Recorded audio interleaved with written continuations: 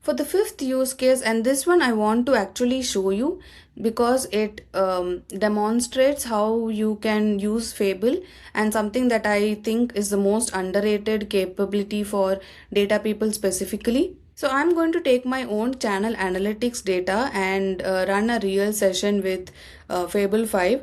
Um, it's not a demo on a fake data. My most actual numbers will be represented here. Let's get into it. Okay, so now you are viewing my Visual Studio Code platform, and I have already selected the workspaces that I'll be loading my project. So this is the workspace that I have currently, and I have also loaded my Fable project, or what you say called the skills markdown file, that tells the Claude to build a YouTube channel analytic dashboard for my channel. So let's get started here. Claude Fable 5 model has started its session. So it has triggered a goal is to understand and build the analytic dashboard for my YouTube channel, and the starting point is unknown. So some of the unknowns that it's trying to understand are the data source, API access, metrics that matter, who views the dashboard, some all these things that I've not so far forwarded it to do.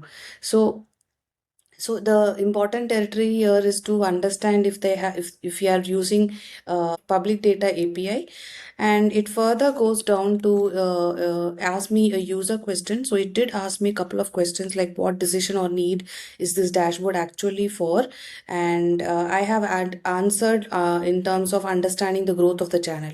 And later on, it again thought for 2 seconds and asked me another asked me another questions asking for if there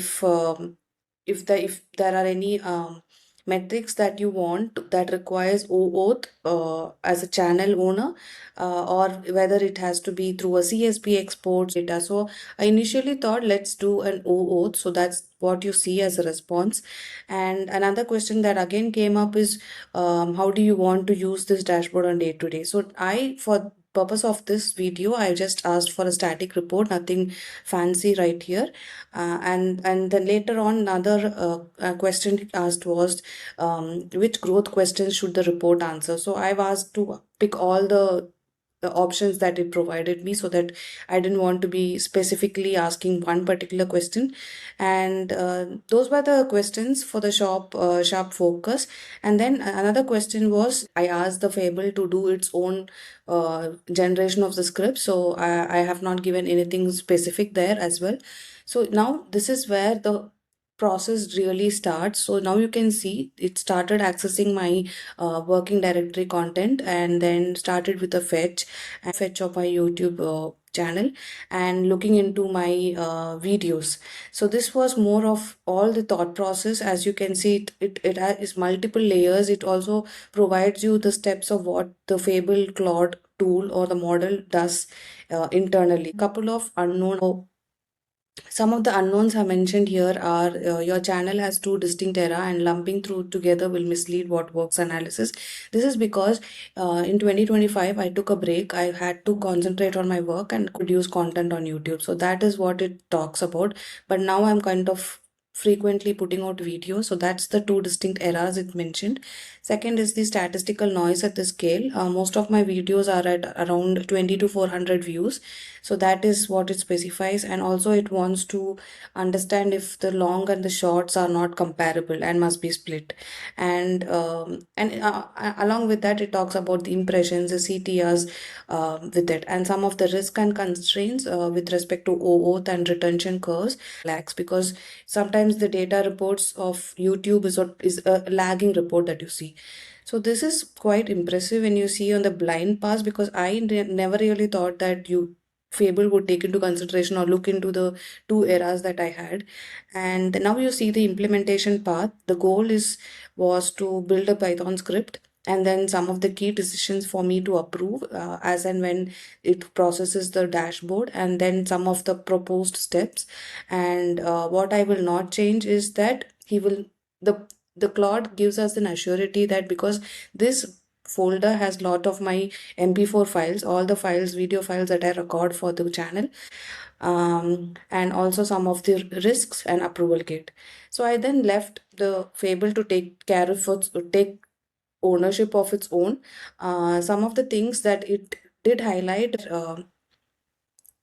Visual Studio Code did give me alerts on whether Fable has the authority to change any Mac related settings, which is because I use Mac and I gave no for that, which is really important to know, because whenever you run a AI model, you does not change any of your other files, right? I did change the question here. I didn't want to go over with oath of Google. I went and provided some of the data exports from my YouTube channel as a CSV format. So you can see here very well that the CSV pipeline is getting built and tested.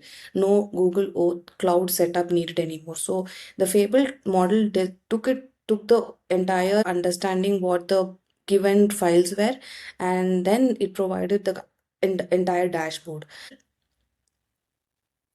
So the final result is that the dashboard is live with real data. I have verified the total against your export total rows, and the CTR for the period of April to July 4th, because that's when I was very active. That's the period that I started relaunching my entire YouTube in terms of BI and data career. And here it has also provided a story of what works well, what didn't work well, what was the reason it didn't work well. So it gives a pretty good story of what I should focus on. These are the three commonly questions that Fable asked me to look into. Like, I have not asked it to look. So it's more like Fable is discovering these points for me. So it's pretty good model. You can see the dashboard that's been generated. I just asked for a static report and it's in the format of an HTML. I have around this many subscribers. The views have been up by 116%, which is good for the last 28 days. And what's working in this long-term era is also being provided. What's were the top few topics that's driving the channel analytics is also provided. And you can also find that the packaging versus content chart has been specifically shown for me to understand how my content is working in terms of packaging worked. So that gives me an idea of what I have to focus on. Finally, there's a couple of shots related analytics, and then you can see the archives, that is the pre-launching era. Those were also been analyzed. Fable model has been pretty useful. And yeah, that's the final use case I would like to mention. Here is my most So, if you are a BI developer or a data analyst trying to figure out where AI actually fits in your workflow, I hope this gave you a clear, honest picture rather than another list of impressive demos. I will be attaching the portfolio link that I've saved the codes for. Do drop in the description box. Do drop your comment telling me which of these 5 use cases you are most likely to try first, or if there's any BI task that you're wondering whether Fable 5 could handle. And I read every comment, and the best question becomes the future videos as well. So subscribe for weekly BI and data career content every Wednesday, and make sure you're subscribed for that. So see you on Wednesday.